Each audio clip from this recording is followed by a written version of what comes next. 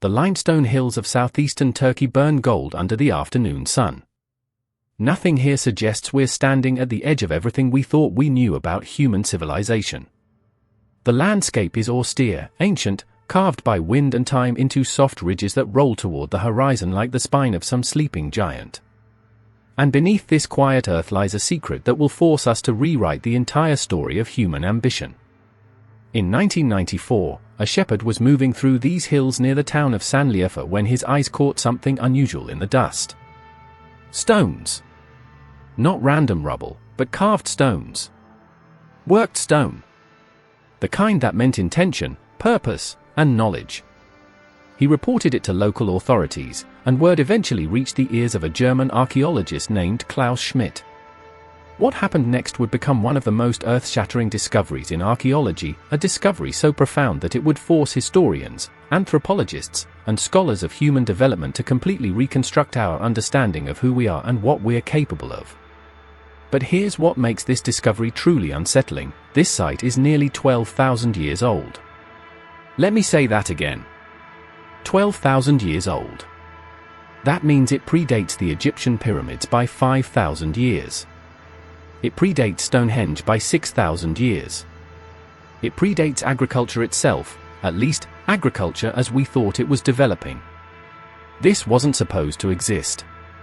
There's no place for it in the neat, orderly narrative we've constructed about human progress. And that's precisely why it's the most important archaeological site you've probably never heard of. The site is called GÖBEKLI Tepe, which translates to Pot-Belly Hill in Turkish, a modest name for an immodest revelation. When Klaus Schmidt first arrived in 1995, he wasn't looking for a revolution. He was documenting pre-pottery Neolithic settlement patterns in the region. He found stones that appeared to be worked, intentionally shaped. The sort of work that requires planning, community coordination, and sophisticated understanding of geometry. He began excavating methodically, carefully, as archaeologists do, scraping away millennia of dust with brushes and trowels. What emerged from the earth were T-shaped pillars. Massive, carefully carved limestone monoliths, some reaching 16 feet tall, weighing 7 tons. But pillars alone don't break history. It was what was carved into them that changed everything. Animals. Scorpions. Foxes. Birds with wings spread in predatory grace. Wild boar. Snakes. And most chillingly, abstract symbols whose meaning remains encrypted in antiquity, signs and shapes that suggest ritual, astronomy, or something so foreign to our modern mind that we don't have language to contain it. These pillars didn't stand alone. They were arranged in purposeful configurations, set into stone sockets, organized into what appeared to be temples or gathering spaces. Multiple structures, carefully designed, architecturally sophisticated. Someone understood space, weight distribution, and the psychology of the monumental. Someone had decided that their stories and their beliefs were important enough to carve in stone and arrange in ceremony. The shock wasn't just the age. It was the implications. Every assumption in the archaeology textbook gets flipped upside down. We believed that sedentary settlement came first, then social organization, then religious expression. But here was religious expression on a massive, monumental scale occurring 11,000 years before the agricultural revolution that supposedly enabled humans to settle down and build permanent structures. Here were people organizing as communities, moving massive stones, moving them for miles, through difficult terrain, to build something that was purely spiritual, purely meaningful. Yet what they found next was even stranger. As Schmidt and his team continued excavating, they discovered not just one ring of pillars, but multiple layers. Different periods of construction spanning nearly 2,000 years. Different epochs, different designs, different theological expressions. This wasn't a single event, it was a sustained commitment. A culture that came back again and again, generation after generation, to add to this sacred place. They kept building. They kept carving. They kept shaping stone into symbols of something transcendent. And then, and this is where it gets truly unsettling, they buried it. Intentionally. Deliberately. They covered the entire site with earth and stone, as if they were sealing away a tomb. Not a gradual abandonment. Not erosion or conquest. An intentional burial. The pillars, which had stood proud and visible for centuries, were covered completely, hidden from the world. The question that keeps Schmidt and his colleagues awake at night is still unanswered: why? This discovery forces us to ask questions that archaeology hasn't been equipped to answer. Not because they're too mysterious, but because they're too provocative. Too challenging to the narrative of inevitable human progress. If hunter-gatherers could organize at this scale, could build monuments, could create and maintain religious ceremony, could attract enough people to move stones that weigh as much as elephants, then what do we really know about these people we've dismissed as primitive? The conventional story goes something like this: humans were wanderers. Hunters and gatherers, scattered in small bands, following animal migrations, living a subsistence existence. Then, about 10,000 years ago, agriculture happened. People settled down. They grew crops. Population grew. Villages formed. Hierarchy emerged. Civilization was born. But Göbekli Tepe rewrites this story in a way that makes it far more interesting and far more human. What if monumental architecture didn't emerge from the need to protect granaries or mark royal tombs? What if it emerged from something deeper, from the human need to express meaning, to create something that would outlast us, to say to the future, we were here. We believed. We gathered and we witnessed. We made something sacred. That realization transforms Göbekli Tepe from a historical artifact into a mirror. It reflects something about us that transcends millennia. The impulse to build. To gather. To create meaning from stone and symbol. To reach toward something greater than ourselves. When Klaus Schmidt died in 2014, he left behind questions that haunt the archaeological world still. What were these people trying to communicate? Why did they return, again and again, to add to this site? What purpose did the T-pillars serve? Were they representations of ancestors? Gods? Abstract cosmic principles? The most obvious clue is the animals. The carvings are strikingly naturalistic for such an ancient period. A scorpion with its tail curved in threat. A boar rendered with such anatomical detail you can almost hear it snort. A fox, so detailed that you understand not just its shape but its character. A serpent, coiled and dangerous. These weren't random decorations. They were chosen. They meant something. They carried significance in the world view of these people who lived on the cusp of civilizational change. Some scholars argue that Göbekli Tepe was constructed by shamanic communities engaging in elaborate ritual hunting ceremonies. The animals carved into the pillars were the animals they hunted, the animals they depended on for survival. By rendering them in stone and gathering before them in ceremony, they may have been attempting to influence their hunts, a form of hunting magic that exists in virtually every hunter-gatherer culture we know about. The monument becomes a space where they could commune with animal spirits, prepare spiritually for the hunt, and affirm their place within the larger ecosystem. But here's where it gets more complex.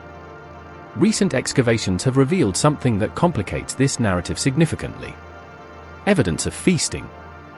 Massive quantities of animal bones, primarily from wild boar and gazelle, concentrated in specific areas. Not the remains of simple meals, but the debris of enormous communal banquets. Archaeologists have estimated that some feasts may have involved hundreds of people gathered in celebration, consuming enormous quantities of meat.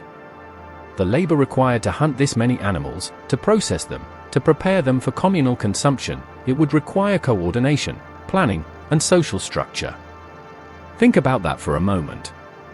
People gathering in the hundreds, traveling from distant settlements, converging on this location in the Turkish hills for ceremonies that combined hunting magic, feasting, and ritual. This wasn't a small village having a meal together. This was something closer to what we might now recognize as a festival. A pilgrimage site. A place where separated communities converge to reaffirm their connection to each other and to the sacred. The implications spiral outward. If people were gathering in these numbers, food distribution matters. Someone had to coordinate the hunt. Someone had to make decisions about resource distribution. Status differentials emerge. Leadership emerges. Social hierarchy emerges. The very conditions that archaeologists have long assumed were prerequisites for monumental building, social organization, leadership, surplus production, they're all already present at Göbekli Tepe, thousands of years earlier than we expected. Recent work has focused on another crucial aspect, astronomy. Some researchers have noted that the pillars may be oriented toward specific celestial events. Toward the rising of certain stars. Toward solstices or equinoxes. Dr. Rita Gorci from the University of Basel has proposed that the site functioned as a calendrical marker, a way to track seasons and cosmic cycles. If this is accurate, it suggests another layer of sophistication. These people understood their place in the cosmos. They were tracking celestial movements. They were encoding astronomical knowledge into stone. Yet the animals carved into the pillars resist easy interpretation. Some scholars have noted that many of the animals appear to be in states of transformation or distress.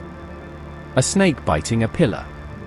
A boar that seems to be grinning or grimacing.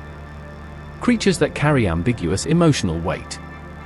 This has led some researchers to speculate that the site may have been associated with shamanic trance practices, altered states of consciousness in which these animals were perceived as supernatural guides or manifestations of spiritual power. The psychoactive properties of certain plants known to grow in the region have been the subject of scholarly speculation. Could the ceremonies at Göbekli Tepe have involved ritual consumption of psychoactive substances? Could the animal carvings reflect experiences of ecstatic vision? It's a controversial theory, and it exists in the realm of educated speculation rather than confirmed fact. But it's the sort of speculation that emerges when we're confronted with evidence that doesn't fit our conventional frameworks. What's increasingly clear is that the people who built Göbekli Tepe possessed cognitive capacities, artistic sophistication, and organizational abilities that completely match our own. They weren't primitive. They weren't simple. They were people like us, with the same capacity for imagination, belief, and spiritual yearning. They just lived in a different ecological context and expressed their beliefs through different cultural forms. And here's the truly mind-bending part. This was all happening in the context of climate change. The archaeological record indicates that Göbekli Tepe was constructed during the pre-pottery Neolithic, a period of significant climatic instability. The Younger Dryas, a brief cold snap that occurred roughly 12,800 to 11,700 years ago, created environmental stress across the Near East. Game animals became scarcer. Vegetation patterns shifted. Survival became more precarious. It was precisely during this period of environmental uncertainty that humans responded by building this magnificent monument to the sacred. Some theorists propose that this is no coincidence. That monumental building and ritual intensification are human responses to environmental stress. When the world becomes less predictable, when survival becomes less certain, humans seem to intensify their symbolic and spiritual practices. They create monuments. They gather in larger groups. They reinforce social bonds. It's as if monumental architecture is a form of adaptive resilience, a way of asserting meaning and community in the face of uncertainty. If this theory holds water, it suggests something profound about human nature. We don't respond to crisis by fragmenting. We respond by intensifying meaning. By gathering. By creating symbols and structures that transcend the immediate threat and point toward something eternal. Göbekli Tepe becomes less a monument to hunting magic and more a monument to human persistence in the face of an indifferent universe. Yet within a few centuries of its construction, Göbekli Tepe was abandoned. The ceremonies ceased. The pillars were covered. The site was sealed. No new construction occurred. It was as if this sacred place had served its purpose and then fell away from collective memory. The people who had gathered there dispersed, returning to their scattered settlements. The practice of agriculture intensified in the surrounding regions. Villages expanded. Social organization became more complex, but also more localized. The great pilgrimage sites of the pre-pottery Neolithic gradually faded from the archaeological record. This is where the story becomes genuinely eerie. Archaeologists don't typically encounter intentional burial of entire ritual complexes. It's extraordinarily rare in the archaeological record. And when it does occur, it almost always indicates something significant: a shift in belief, a religious prohibition, a fear, a rupture in cultural continuity. Klaus Schmidt and his team documented this phenomenon meticulously. The pillars weren't simply abandoned and allowed to crumble beneath the earth through natural processes. They were deliberately covered. Stone was moved and placed over the structures. Earth was carried and spread. This was labor. This was intentional action undertaken by people who understood exactly what they were doing. They were consciously choosing to bury what their ancestors had built.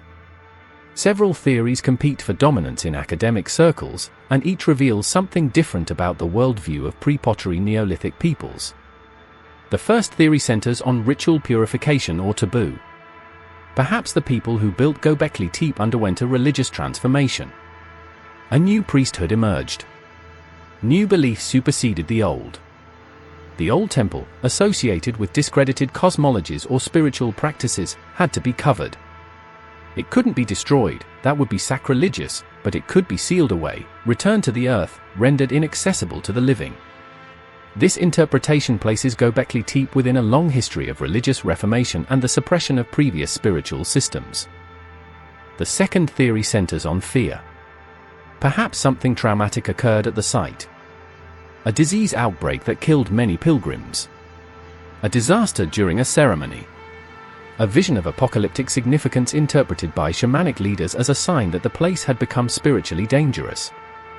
Burial of the site would then function as a form of spiritual quarantine, removing the dangerous power from the living world and rendering it inert. A third theory, increasingly popular among scholars, proposes that the burial was an act of remembrance.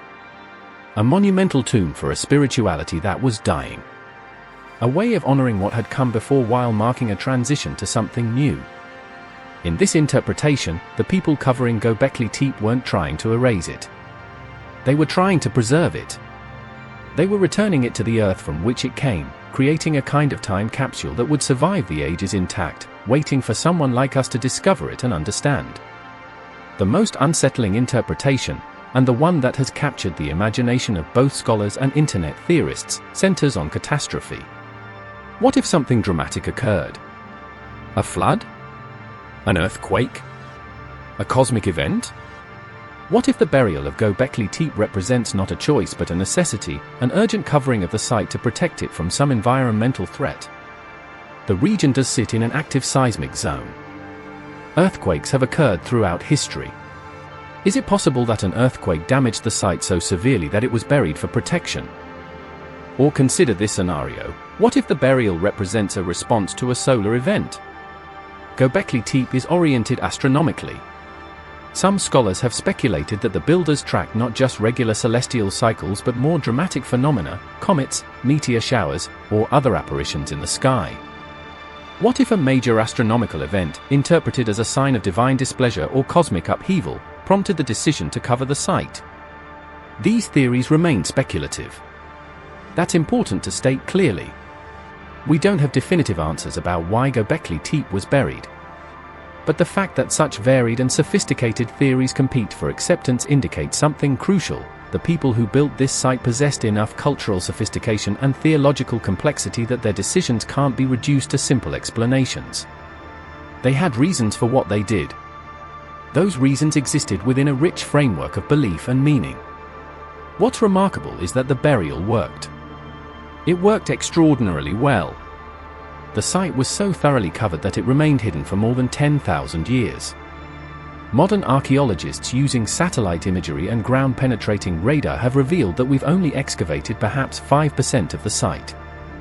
The majority of Göbekli Tepe remains beneath the earth, waiting. Unexcavated layers exist below the pillars we've already discovered. Chambers that have never been opened. Structures we haven't yet identified. The site continues to guard its secrets. This raises a fascinating question: what did the builders know about preservation? Did they understand, at some intuitive level, that covering the site would protect it from erosion, from weather, from decay? Or is it mere fortune that the burial also happened to preserve the structures themselves, protecting them from weathering that would have destroyed them over millennia? When you stand at Göbekli Tepe today and look at the partially excavated site, with its pillars rising from the earth and the surrounding region still mounded with unexcavated dirt, you're looking at more than an archaeological site. You're looking at a choice made by ancient peoples. A choice to cover, to conceal, to preserve for a future they could never have anticipated. It's a gesture that spans across 10,000 years and says something about how these people thought about time, legacy, and memory. Let's pause for a moment and reckon with something genuinely unsettling about Göbekli Tepe. It appears to represent a one-off in human history. There's nothing quite like it before, and nothing quite like it after. This is extraordinary. Usually, innovations in human behavior spread.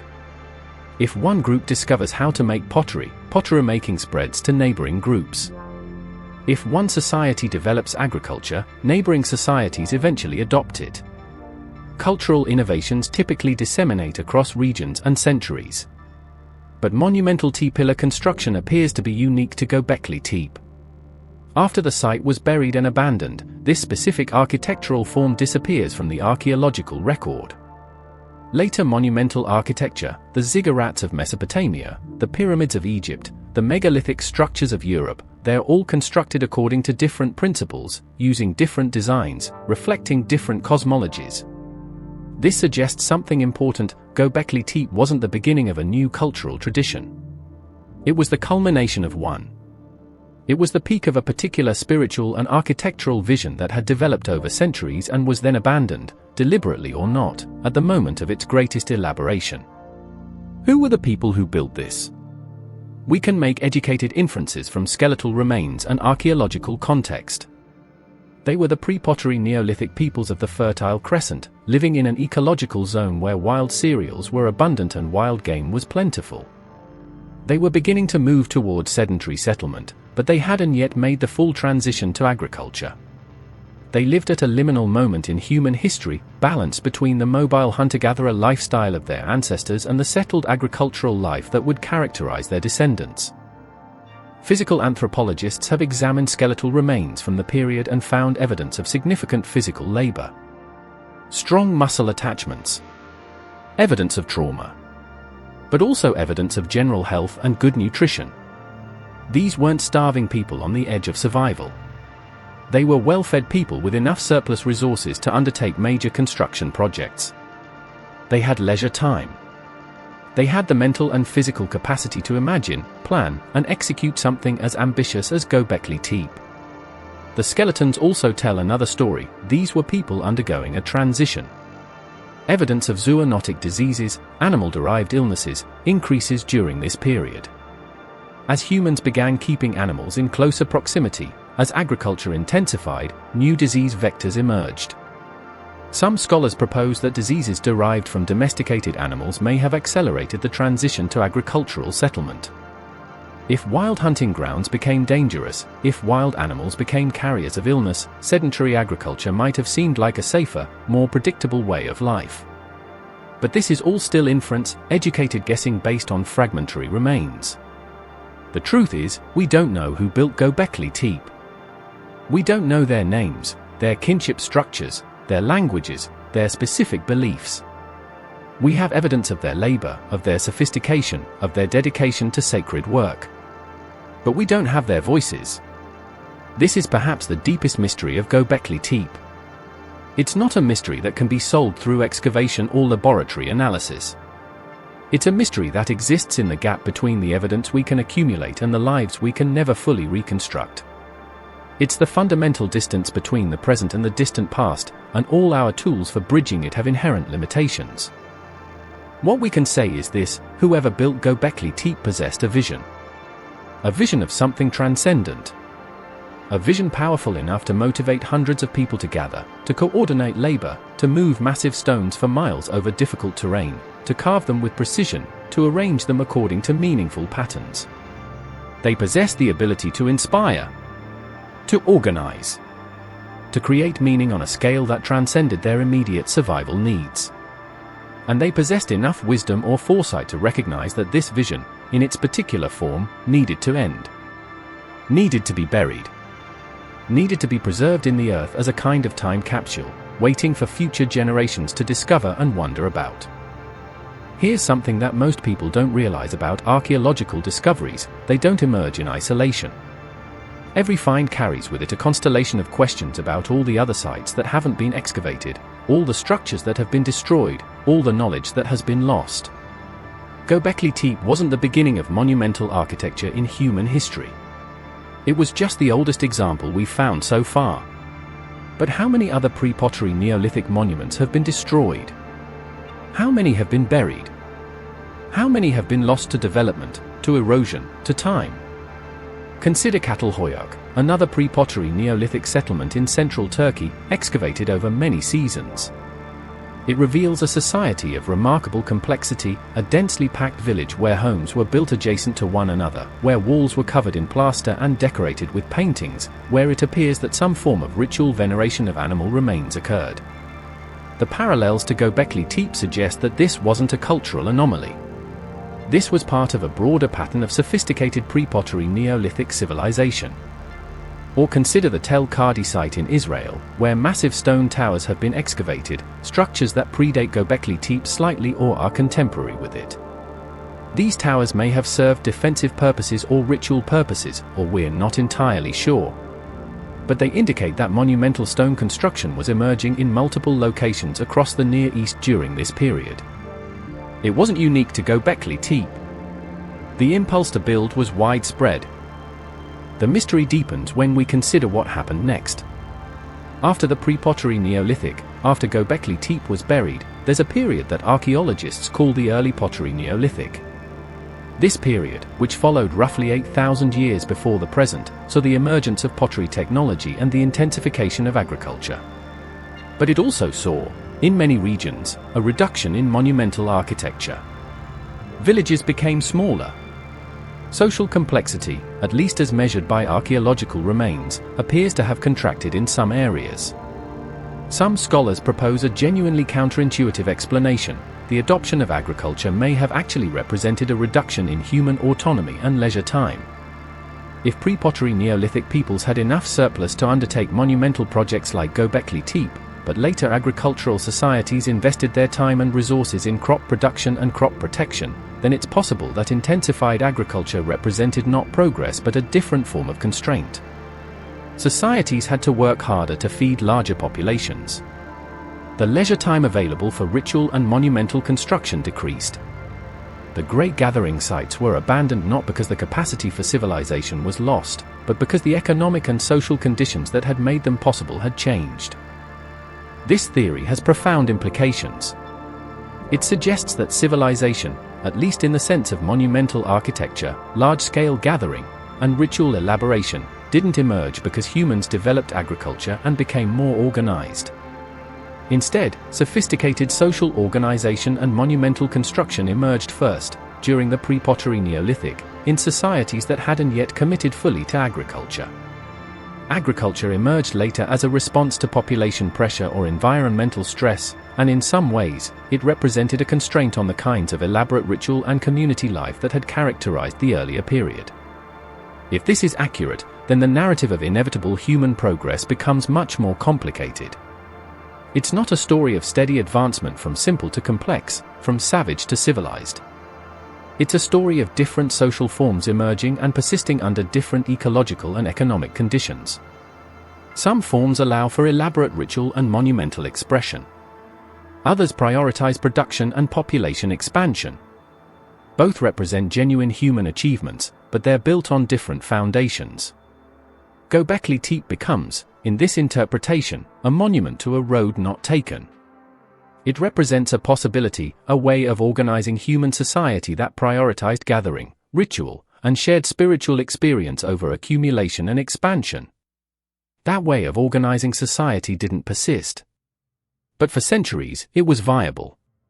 It worked. It produced sophisticated art, architecture, and theology. Let's examine some specific carvings in detail, because in those details lies evidence of a mind very different from our own, and yet recognizably human. Take the scorpion. Scorpions are dangerous creatures in the region where Göbekli Tepe stands. They represent threat, death, power. A carved scorpion at Göbekli Tepe isn't a naturalistic portrait of an insect. It's a symbol. The ancient artist understood something about the scorpion's character, its venom, its predatory cunning, its danger, and rendered that character in stone. But here's the thing, the scorpion isn't just carved. It's carved in relation to other creatures and symbols. The arrangement matters. The positioning matters. Some researchers have argued that the arrangement of carvings on the T-pillars represents a kind of cosmology, a map of the sacred universe as understood by the builders. In this interpretation, the pillars become three-dimensional texts. You walk around them and encounter a narrative written in stone. Similarly, the snakes depicted at Göbekli Tepe don't appear as simple naturalistic renderings. They're often shown in positions of interaction with other creatures or abstract forms. Some have suggested that snakes carry particular significance in pre-pottery Neolithic religion. Snakes shed their skins and are reborn. They possess venom, a kind of external power, separate from physical strength. They connect the earth, through burrowing, to the sky, through climbing.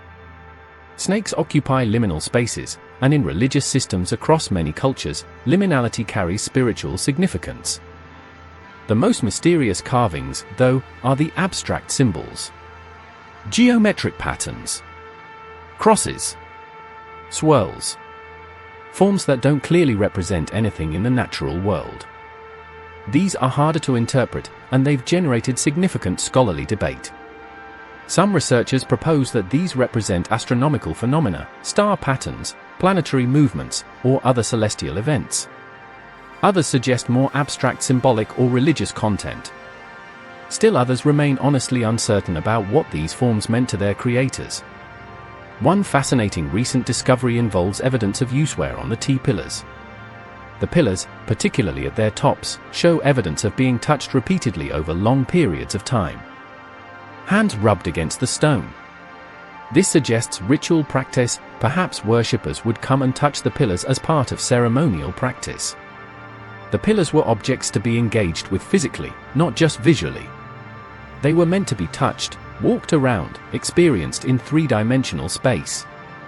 This detail is crucial because it transforms our understanding of Göbekli Tepe from an architectural site to an experimental space. It wasn't a museum or a gallery. It was a place where people came to participate in something. To touch sacred stone. To move through a landscape embedded with meaning.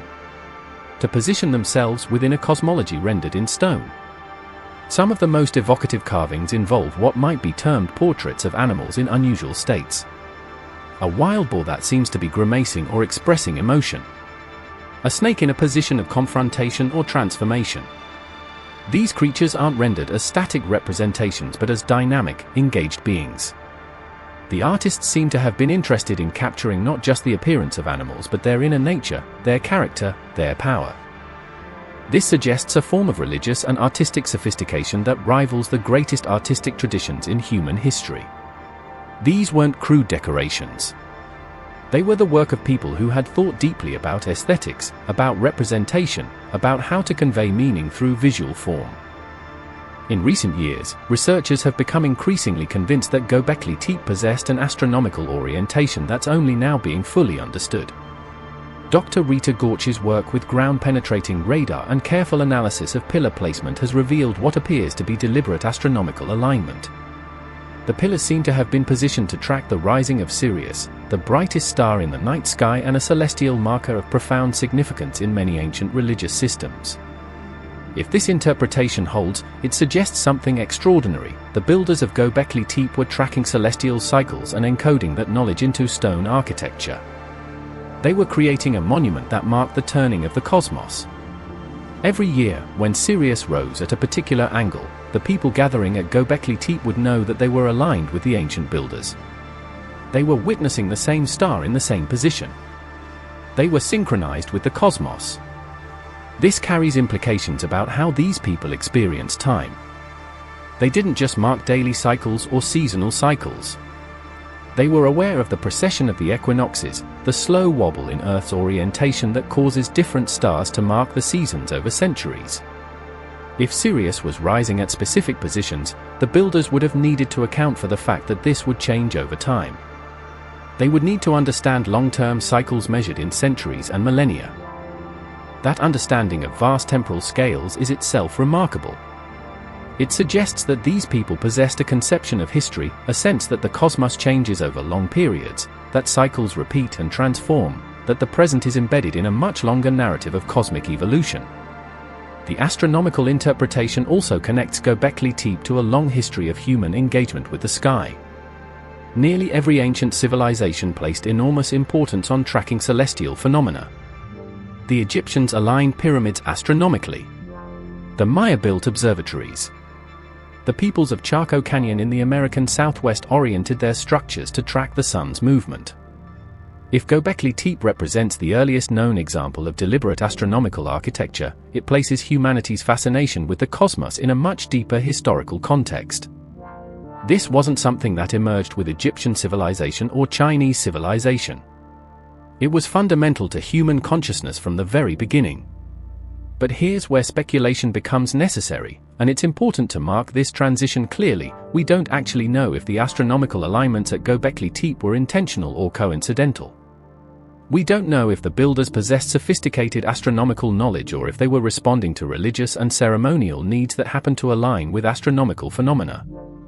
The evidence suggests intentionality, but definitive proof remains elusive. What we can say with confidence is that whoever built Göbekli Tepe was looking up. They were aware of the stars. They understood that the stars moved in patterns. They incorporated that understanding into their sacred architecture. Whether that understanding was intuitive and observational or deeply mathematical and theoretical, we may never know. Here's what keeps archaeologists awake at night about Göbekli Tepe: it's not just that the site is old. It's that the site is old and impressive.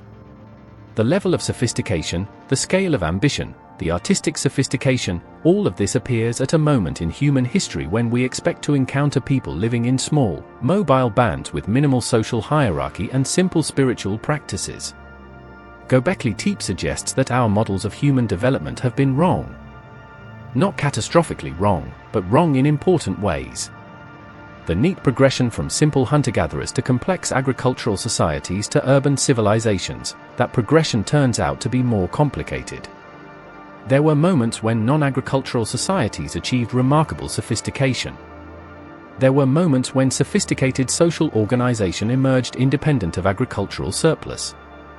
This raises a question that scholars have been grappling with: why didn't this pattern continue?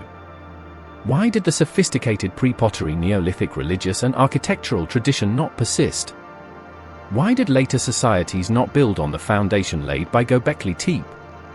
Several theories compete for explanation. The first centers on environmental change. The Younger Dryas, the cold snap that may have prompted the initial construction at Göbekli Tepe, was followed by rapid warming. The climate stabilized. Vegetation patterns changed. This ecological transformation may have altered the conditions that had made Göbekli Tepe viable. If the site depended on gathering enough wild game to support feast ceremonies, and if game animals became more abundant but more dispersed, the economic foundation for large-scale gathering might have eroded. The second theory centers on disease. The transition from hunting and gathering to agriculture is often accompanied by an increase in infectious disease. Zoonotic diseases from animals.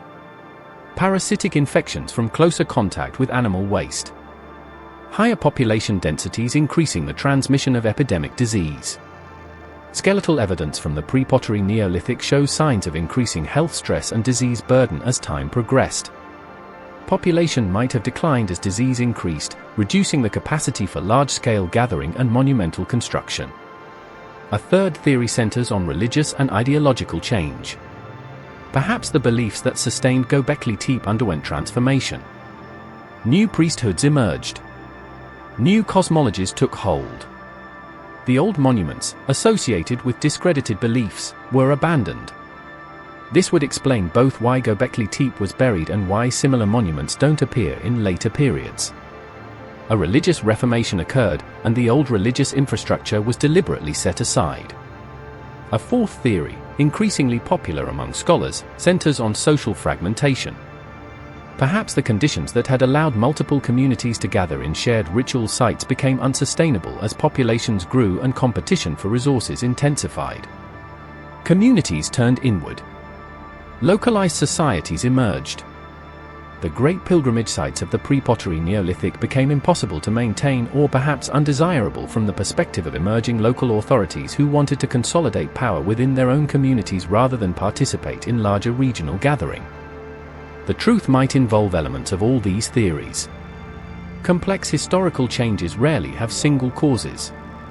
Göbekli Tepe was probably abandoned as a result of multiple pressures, environmental, demographic, ideological, and social, acting simultaneously or in sequence. But this raises another question: did the people who buried Göbekli Tepe understand that they were ending something significant? Did they recognize that they were marking the conclusion of an era? Or did they experience it as simply the next step in an ongoing religious practice, not yet understanding that they were drawing a line under one chapter of human history and beginning another? We have no way to know. We can only observe the evidence, the intentional burial, the end of construction, the abandonment of the site.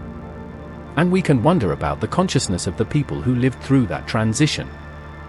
One of the most illuminating ways to understand Göbekli Tepe is to place it alongside other ancient sites that have challenged conventional archaeological wisdom. Consider, for instance, the megaliths of Europe. Stonehenge, built roughly 6,000 years after Göbekli Tepe, represents another moment when pre-agricultural or recently agricultural societies invested enormous resources into monumental construction. Like Göbekli Tepe, Stonehenge appears to have been an astronomical observatory. Like Göbekli Tepe, it involved moving massive stones across difficult terrain. Like Göbekli Tepe, it speaks to a sophisticated understanding of geometry, astronomy, and cooperative labor. But Stonehenge was built by agricultural societies.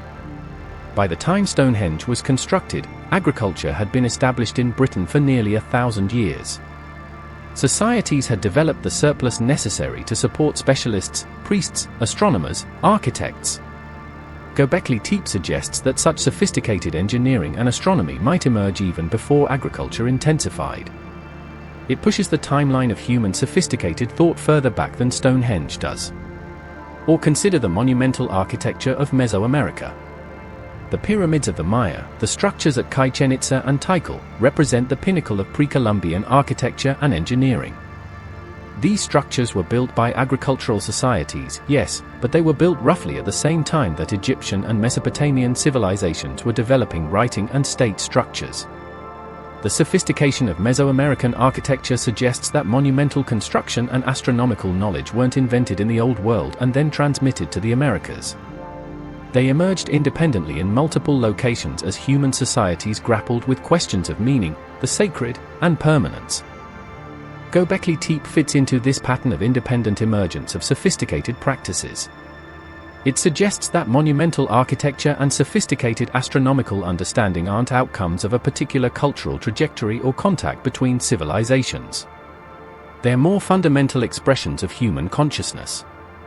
When conditions are right, when populations are stable enough to allow for communal effort, when spiritual beliefs are elaborate enough to demand permanent expression, when a society has enough leisure time to pursue such projects, monumental architecture tends to emerge. This has profound implications for how we understand human development.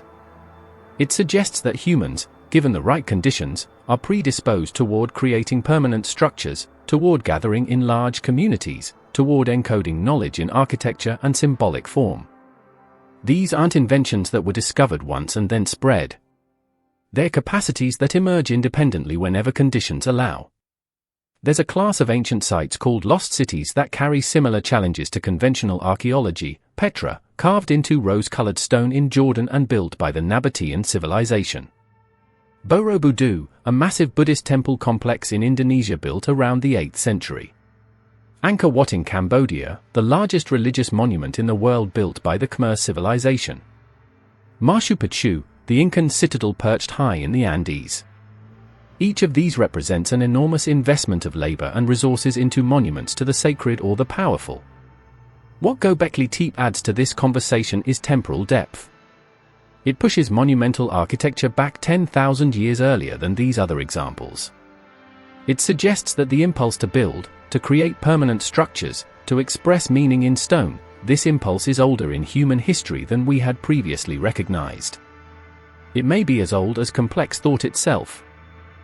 Let's linger for a moment on the evidence of feasting at Göbekli Tepe, because it reveals something profound about how these ancient communities understood gathering and belonging. The faunal remains, the bones of animals that were consumed in communal meals, tell a story about abundance, coordination, and shared resources. Imagine what a Göbekli Tepe feast might have looked like. Picture stone structures arranged in circles, each one a focal point. Picture torches or fires providing light as the sun set over the hills. Picture hundreds of people gathering from scattered settlements, traveling for days to converge on this sacred place. Picture animals roasting over fires. Picture the preparation of vast quantities of food. Picture the distribution of meat according to some system of fairness or ritual significance. Picture people singing, dancing, sharing stories. The evidence suggests that feasts occurred repeatedly over centuries. That means that each generation renewed the tradition. Each generation of leaders had to convince their people that it was worth the effort to travel to Göbekli Tepe, to participate in the gathering, to contribute labor toward maintaining or expanding the sacred site.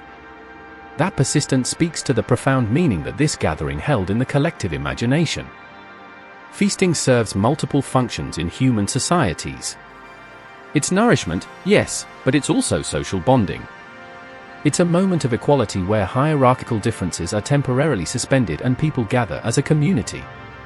It's an opportunity to resolve conflicts, to forge alliances, to arrange marriages or other social contracts. The abundance of feast food signals wealth and generosity. The host who provides the feast gains prestige and social standing. For pre-pottery Neolithic societies, feasting may have served an additional function. It was a way of managing relationships between separate communities.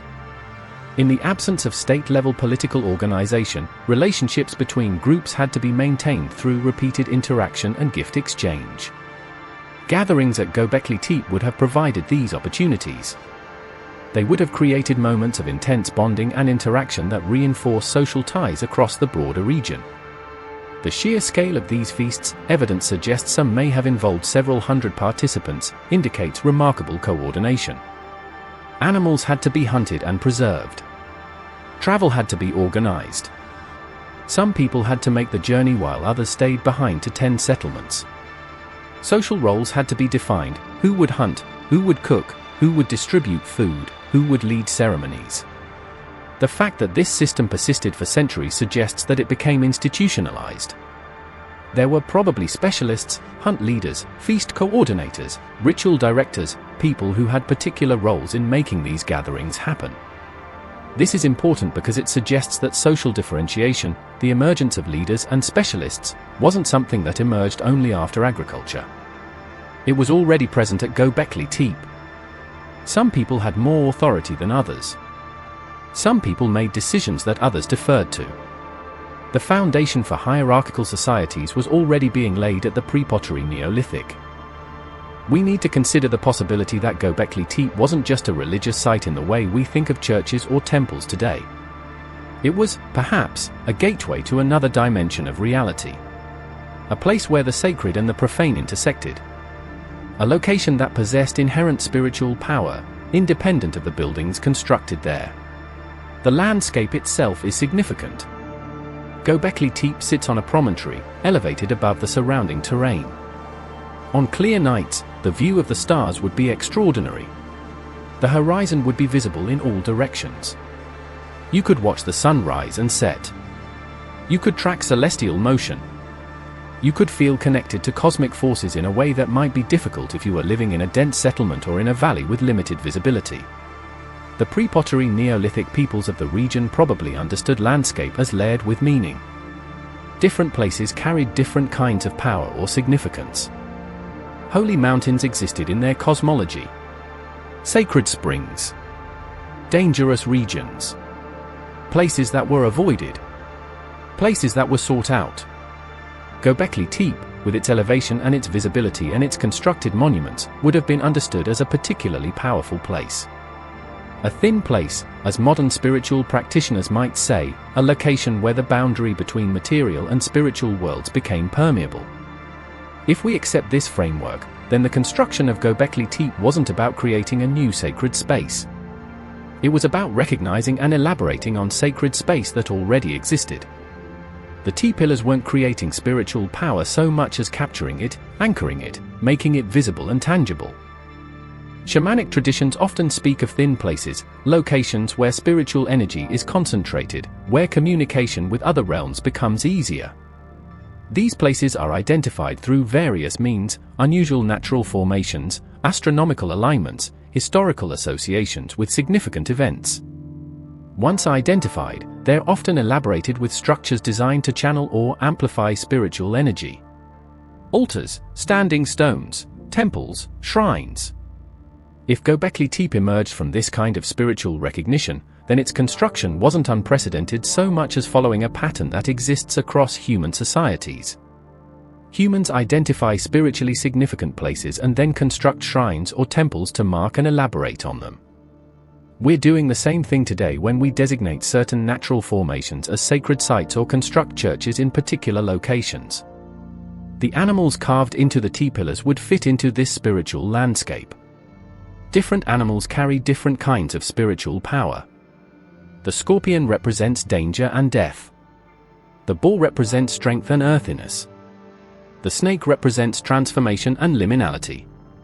By carving these animals into the pillars at a thin place, the builders may have been trying to incorporate these different forms of spiritual power into the site itself, making the location a repository for multiple kinds of sacred energy.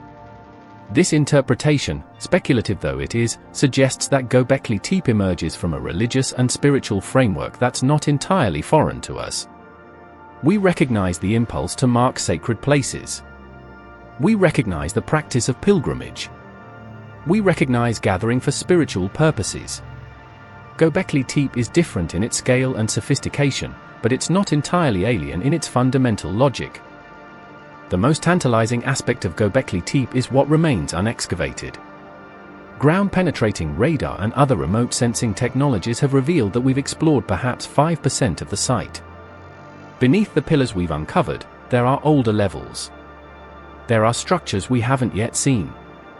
There are chambers and passages that remain sealed. What could possibly be waiting there?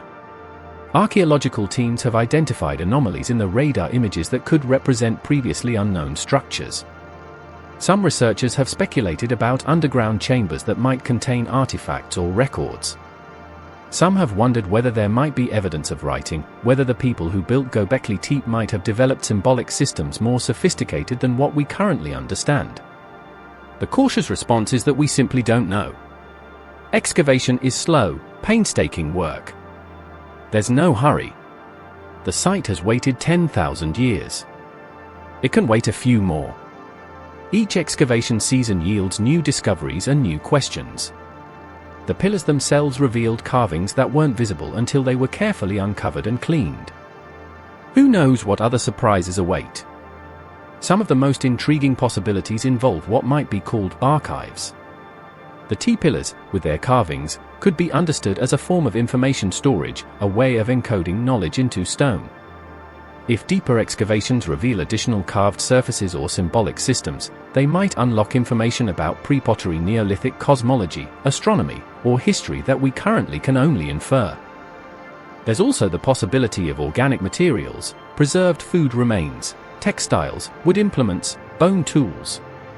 The arid climate of the region often preserves such materials well. If burial and sealing of the site protected organic materials from decay, there might be extraordinary preservation of artifacts that would normally decompose. Such discoveries could provide vivid, intimate evidence of daily life and material culture. Some more speculative archaeologists have wondered about the possibility of human remains, whether Göbekli Tepe might contain a sacred burial chamber with skeletal remains that could provide genetic information. We've already conducted genetic analysis on skeletons from the pre-pottery Neolithic, but more samples, particularly from a site as significant as Göbekli Tepe, could provide new insights into migration patterns, kinship networks, and disease burdens. There's also the possibility of disappointment. Excavations don't always yield spectacular discoveries. Deeper levels might be less spectacular than the T-pillars we've already uncovered. They might be harder to interpret. The unexcavated portions of the site might turn out to be less remarkable than speculation suggests. But there's something powerful about the fact that Göbekli Tepe remains partially hidden. It preserves mystery. It preserves possibility. It reminds us that we don't have complete knowledge of the past, that surprises await, that the historical record contains gaps and silences that technology and careful scholarship might yet illuminate. There's a strange duality at Göbekli Tepe that's worth exploring in some depth. The site was covered intentionally by ancient peoples, yes, but it's also being buried again, more slowly and less intentionally, by the process of ongoing archaeological excavation and research. What I mean is this: as archaeologists have excavated Göbekli Tepe, studied it, published papers about it, and shared it with the world, the site has been transformed. It's no longer a sleeping mystery, hidden beneath Turkish earth. It's become a tourist destination. Groups of visitors arrive regularly to walk among the pillars, to take photographs, to experience the site firsthand. The ground around the excavations has been trampled. The dust has been disturbed. This process is, to some extent, inevitable. Archaeological sites, once discovered, become public. They are studied.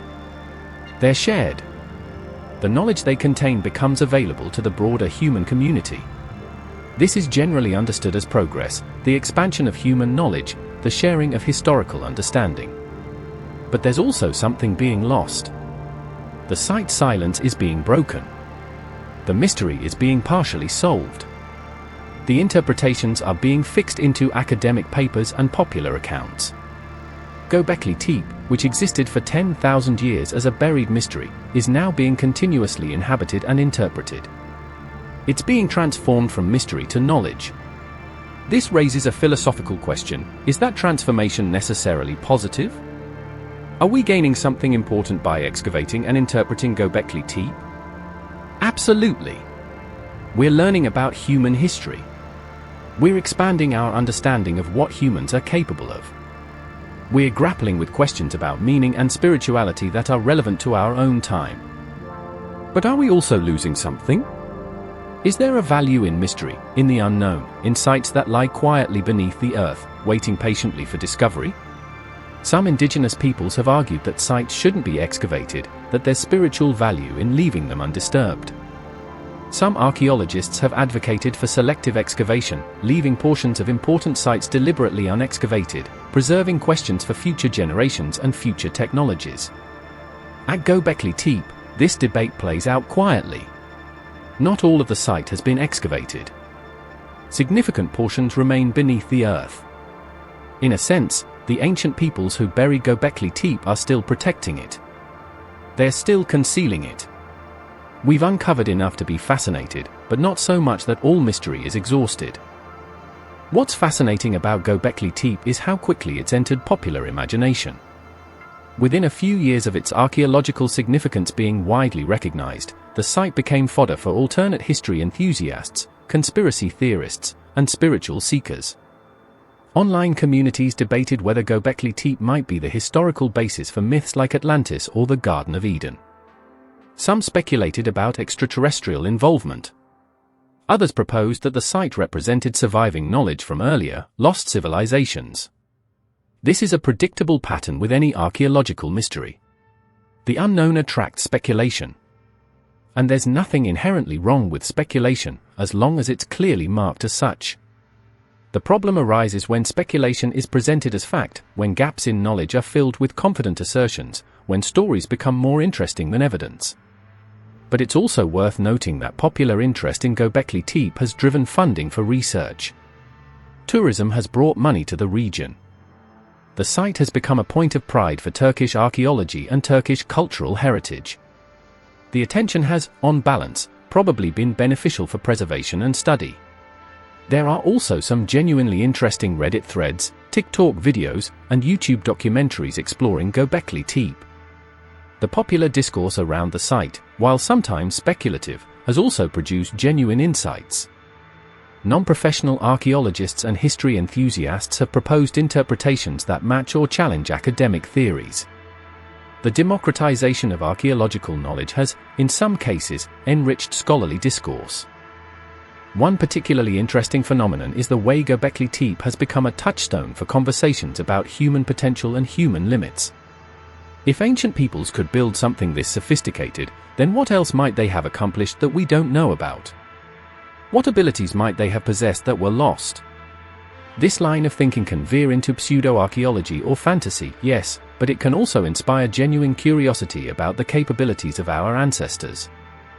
Is it possible that Göbekli Tepe survives in human memory despite being buried for 10,000 years?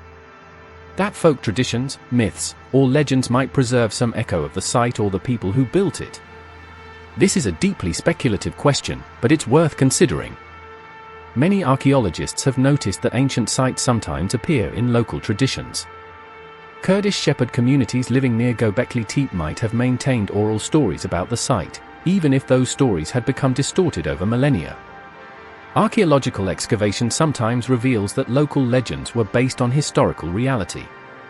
The city of Troy, for instance, was considered mythical until excavation revealed it actually existed. Some researchers have speculated about whether Göbekli Tepe might be connected to Mesopotamian flood myths or to stories about pre-Diluvian civilizations. In the Epic of Gilgamesh, there are references to ancient times, to ancestral knowledge, to catastrophic events that transformed civilization.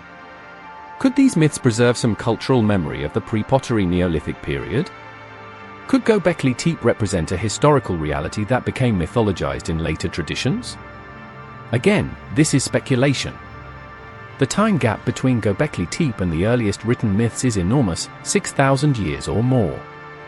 Stories don't survive unchanged across such time spans. They're transformed, elaborated, reinterpreted. The connection between archaeological evidence and mythological record is tenuous at best. But the fact that humans create and preserve stories about the past is itself significant.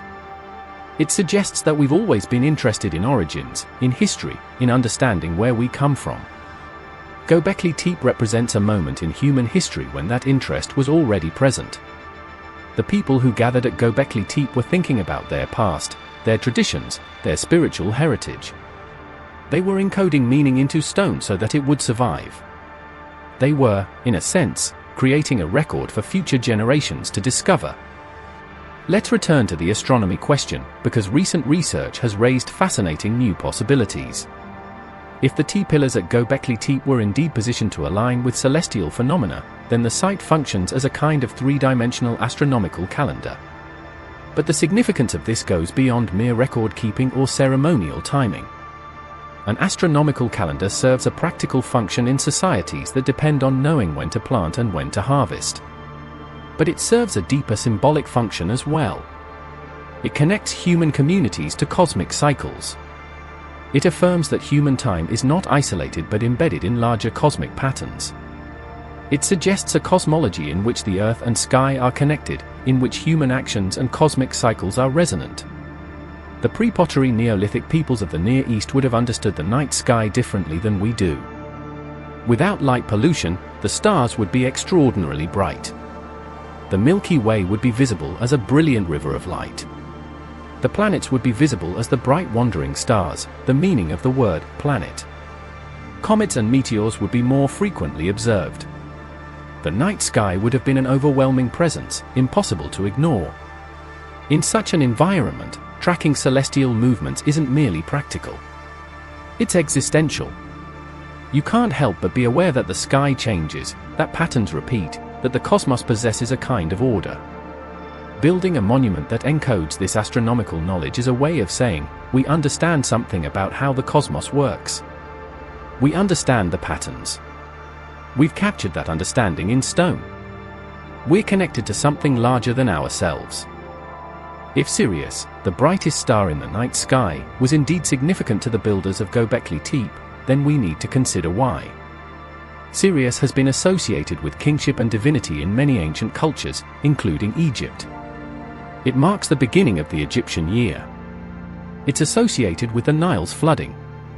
In pre-pottery Neolithic times, long before Egypt emerged as a civilization, Sirius would still have been the brightest star, still rising at particular times, still marking cosmic cycles.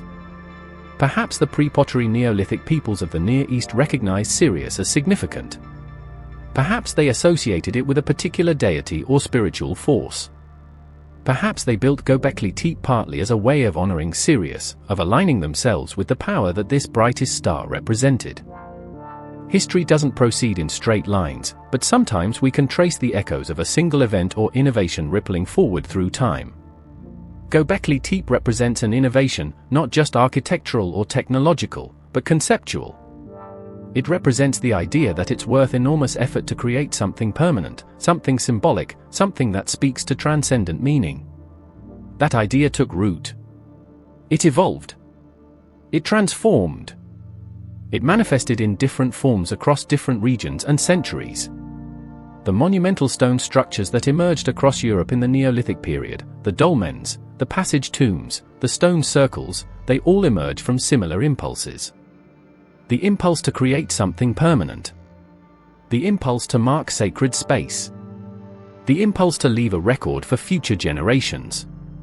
The Minoan temples of Crete, built thousands of years after Göbekli Tepe, share characteristics with it. They're locations of religious gathering. They're architecturally sophisticated. They're aligned with astronomical phenomena. They represent communities coordinating labor towards spiritual ends. The Mayan structures of Mesoamerica, built even later, echo similar patterns. They're monumental. They're architecturally sophisticated. They encode astronomical knowledge. They represent the culmination of cultural and spiritual traditions developed over centuries. Göbekli Tepe isn't the direct ancestor of all later monumental architecture. Different cultures developed their own architectural traditions, independent of one another. But Göbekli Tepe represents the emergence of a fundamental pattern in human culture. When people have the resources and the social organization to do so, they create monuments. They encode meaning in permanent structures. They gather for spiritual purposes. This pattern is ancient. It's deep in human nature. It's not something that was invented once and then spread. It's something that humans discovered independently, again and again, as conditions allowed. Göbekli Tepe is simply the oldest known expression of this pattern. But it's unlikely to be the only pre-pottery Neolithic monumental site. As archaeologists continue working in the Near East and beyond, they may well discover other sites of comparable age and sophistication. Each discovery like that will push our understanding of human potential further back in time. Each site will suggest that the capacity for sophisticated cultural expression, for monumental ambition, for spiritual elaboration, these capacities are older in human history than we had previously recognized. One aspect of Göbekli Tepe that often gets overlooked is the sophisticated technology required to create the T-pillars. These weren't simple stones. They were carved, shaped, rendered into artistic forms. Techniques had to exist for doing this carving. Tools had to exist. Knowledge had to exist about how to work stone, how to apply force effectively, how to achieve the desired aesthetic result. Archaeological analysis of the pillars reveals something interesting. They were carved using stone tools. Not metal tools. Metallurgy hadn't yet been developed. Stone striking stone. But the precision of the carving suggests real expertise. Someone understood stone. Someone understood how to achieve clean cuts and precise shapes. Someone had developed techniques that allowed for detailed artistic expression. This knowledge presumably had developed over generations. The first T-pillar probably wasn't perfect. Trial and error, experimentation, refinement, for decades or centuries, stone carving techniques were developed and perfected. By the time Göbekli Tepe was at its height, the technology of stone carving was sophisticated enough to produce carvings of real artistic merit. The scale of the quarrying operation needed to produce the T-pillars is also worth considering. These stones had to be extracted from bedrock, shaped, and then transported across sometimes difficult terrain. This required coordination. It required knowledge about how to move massive weights. It required engineering. Recent research has suggested that the stones might have been quarried on-site or nearby, which would have reduced transportation distances. But quarrying itself is labor-intensive. You need to identify suitable stone. You need to understand grain and stress points. You need to extract the stone without shattering it. You need to move it to the construction site. All of this speaks to accumulated knowledge. Someone in pre-pottery Neolithic society possessed expertise in these areas. Whether this was the result of apprenticeship systems, of empirical experimentation, or of some combination, we don't know. But the knowledge clearly existed. The technical capacity to undertake Göbekli Tepe's construction clearly existed. We don't know when ceremonies at Göbekli Tepe occurred. We don't know if they were seasonal or year-round. We don't know if they coincided with hunts or harvests or specific astronomical events. But we can speculate based on what we know about how pre-pottery Neolithic peoples lived. They moved seasonally. Different resources were available at different times of year. Wild plants bore fruit in summer. Game animals migrated. Seasonal patterns dominated the human calendar.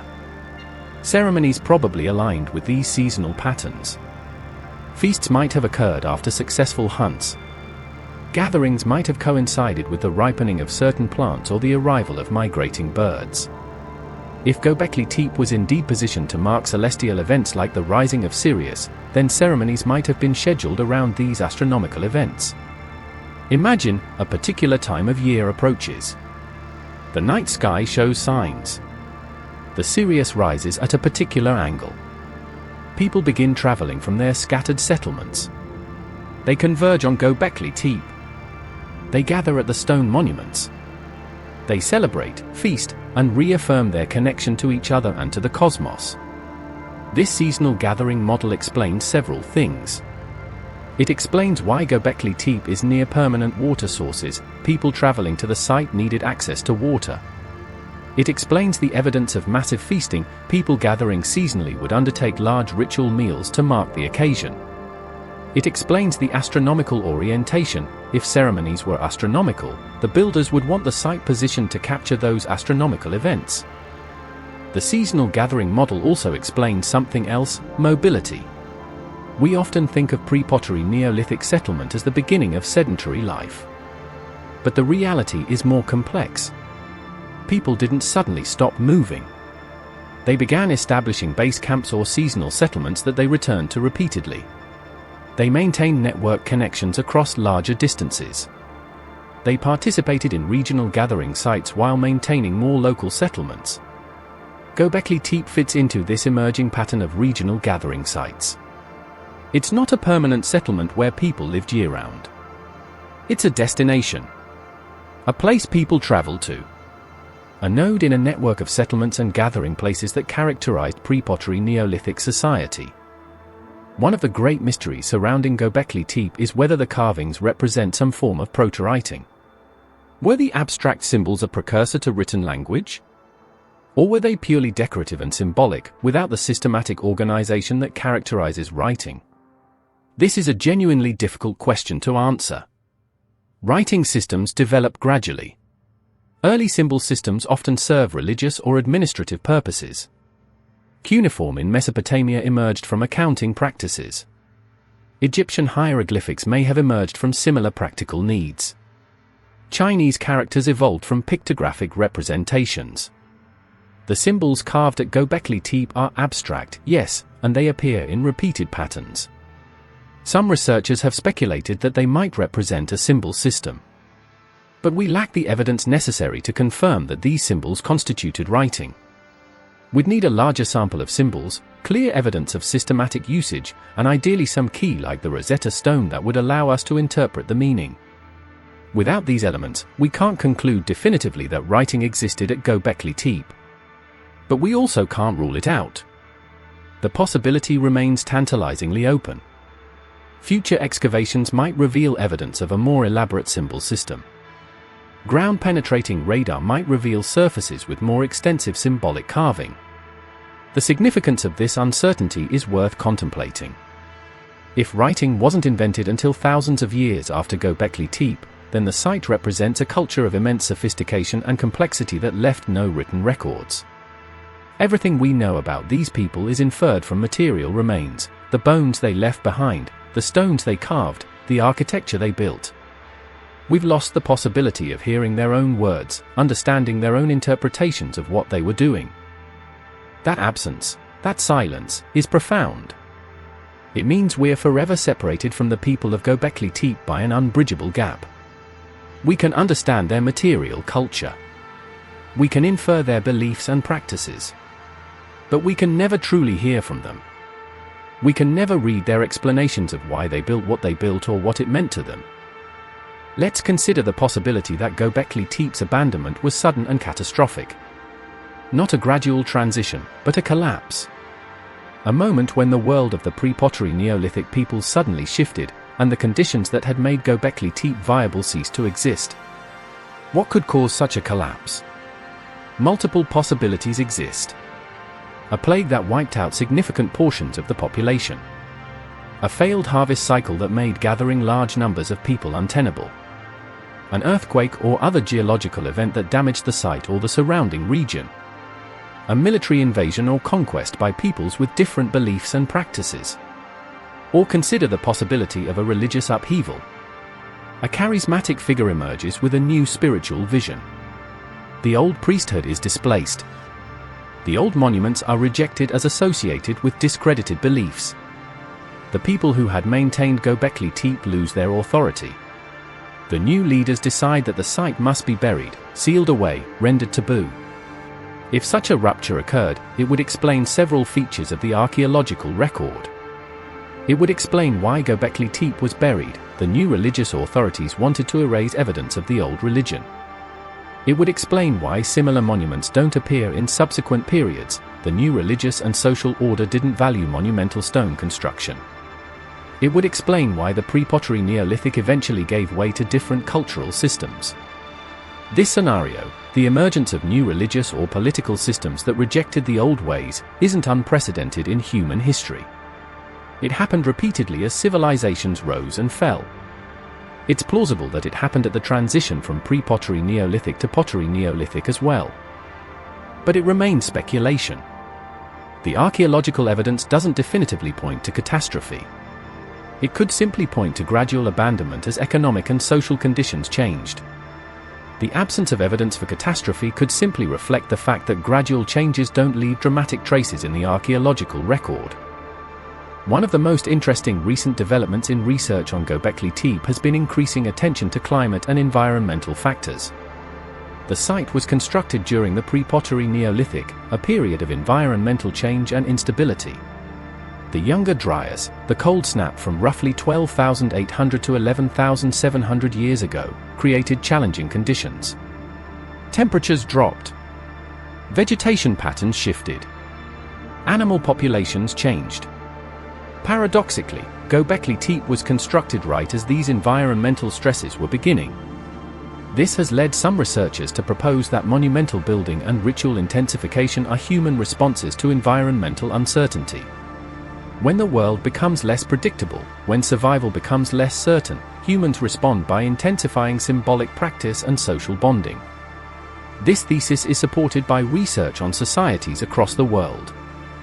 When environments become unpredictable, societies often invest heavily in ritual, in religious elaboration, in community gathering. These practices serve important psychological and social functions. They reduce anxiety. They reinforce social bonds. They create a sense of collective agency and meaning. If this theory is correct, then Göbekli Tepe represents humanity's earliest known engagement with a fundamental survival strategy. When external conditions become threatening, build stronger internal community. Create monuments to shared meaning. Gather together. Reinforce your connections to each other and to the sacred. As climate change begins affecting human societies in the present day, this historical parallel becomes interesting to consider. We face environmental uncertainty and climate instability. Are we seeing increased investment in ritual and symbolic practice? Are we seeing intensified efforts to create community and meaning? The evidence might suggest that we are. Göbekli Tepe reminds us that humans have faced environmental threats before. We've responded with creativity and community building. We've created monuments to persist across time. We've gathered together to face uncertainty. That same capacity exists in us today. We've covered a lot of ground in exploring Göbekli Tepe. We've discussed the archaeological evidence, the theories of scholars, the various interpretations and speculations. But before we conclude, it's important to acknowledge something crucial: we have fundamental limits in how well we can interpret the deep past. We can observe material remains. We can analyze stone and bone. We can use technology like ground-penetrating radar to reveal hidden structures. But we can't actually talk to the people who built Göbekli Tepe. We can't ask them what they were thinking. We can't watch their ceremonies. We can't understand their languages or their specific beliefs. Everything we've discussed about Göbekli Tepe involves interpretation. Some interpretations are more well supported by evidence than others. Some are highly speculative. But all of them are inferences from material evidence. We're reading meaning into stone and bone and spatial arrangements. We're making educated guesses about what these people valued and believed. This is important to keep in mind when encountering more speculative theories about Göbekli Tepe. Some people speculate about alien involvement, about advanced technology, about lost knowledge. These theories misunderstand something fundamental. Göbekli Tepe is impressive precisely because it was built by ordinary humans using Stone Age technology. The sophistication of the site speaks to human ingenuity and commitment, not to alien intervention or supernatural intervention. But there's also wisdom in acknowledging that we don't know everything. The site remains partially excavated. New discoveries continue to be made. Technologies that don't yet exist may one day allow us to interpret evidence we currently can't read. The mysteries at Göbekli Tepe aren't weaknesses in our knowledge. They're reminders that the past remains partially hidden, accessible only through careful work and respectful interpretation. Göbekli Tepe's greatest legacy might be the questions it forces us to ask about ourselves. What are we capable of? What drives us to create permanent structures, to gather in community, to express meaning through art and architecture? Why do we build monuments? Why do we need ritual? Why do we seek the transcendent? The answers to these questions probably have deep evolutionary roots. Humans are creatures who live in narrative. We need meaning. We need community. We need to position ourselves within larger frameworks of significance. For hundreds of thousands of years, we've done this through art, through ritual, through sacred gathering. Göbekli Tepe is the oldest known monument to these impulses. It's the oldest gathering place, the oldest temple, the oldest expression of the need for something beyond mere survival. And it's deeply, profoundly human. There's nothing alien about it. There's nothing supernatural about it. It's simply what humans do when conditions allow. We create meaning. We build community. We reach for something sacred. That impulse hasn't disappeared. We still create monuments. We still gather for ritual and ceremony. We still need art and symbol and transcendence. Göbekli Tepe reminds us that these aren't modern inventions or distractions from real survival needs. They're fundamental to what it means to be human. They're as ancient as our species. They're as important to our survival as food and shelter. In a world increasingly characterized by fragmentation, by isolation, by the erosion of community and shared meaning, Göbekli Tepe offers a different model.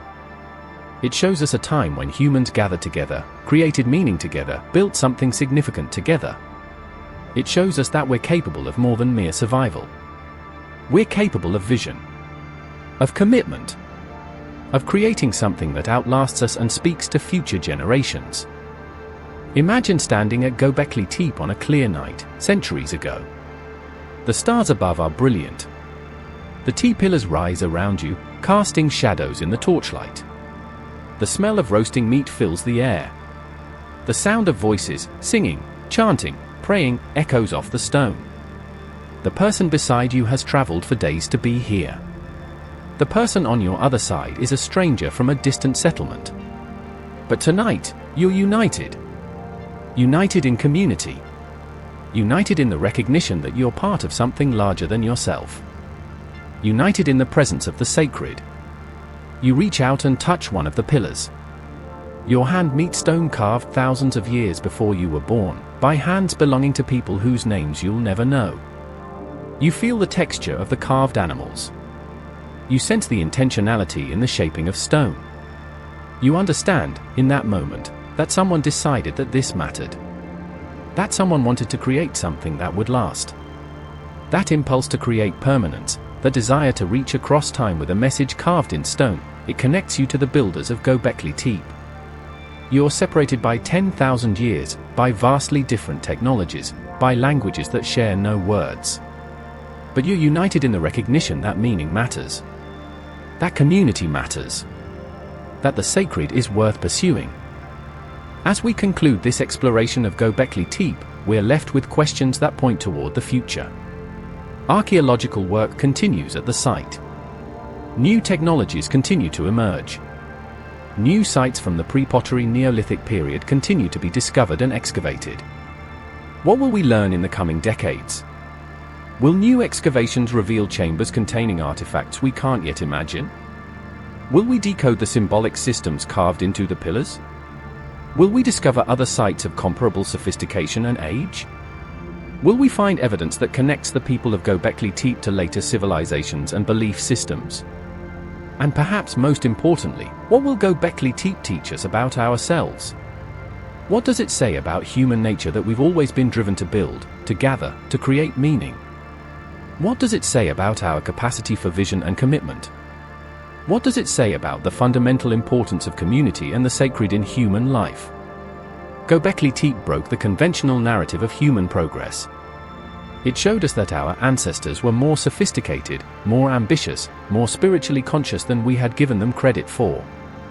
In doing so, it broke our understanding of history itself. It invited us to reimagine what's possible when humans coordinate their efforts toward transcendent ends. The stones of Göbekli Tepe have waited in the earth for 10,000 years. They've waited patiently for us to discover them. And now that we have, they're asking us to reconsider everything we thought we knew. They're asking us to see our ancestors not as primitive precursors to ourselves, but as fully human, fully conscious, fully capable of vision and meaning-making. In the Turkish hills where those ancient builders once gathered, the pillars still stand. They've weathered millennia. They've survived the transition from pre-pottery Neolithic to agricultural settlement, from ancient times to classical antiquity, from medieval periods to the modern world. They've endured through countless political upheavals, through wars and peace, through all the changes that have transformed the world around them. And they are still asking the same questions that they asked 10,000 years ago. What is sacred? What is worth building for? What will we choose to create that will outlast us? What will we choose to preserve for a future we cannot predict? Göbekli Tepe stands at the intersection of past and present, between the material and the transcendent, between what we know and what remains mysteriously, tantalizing hidden. It's a monument to human possibility. It's a challenge to our assumptions about what ancient peoples were capable of. And it's an invitation to consider what we ourselves might create if we gathered our collective will toward transcendent ends. The temple that broke history continues to break our assumptions about who we are and what we're capable of becoming. And in that breaking, it opens new possibilities. New understandings. New ways of seeing ourselves and our deep past.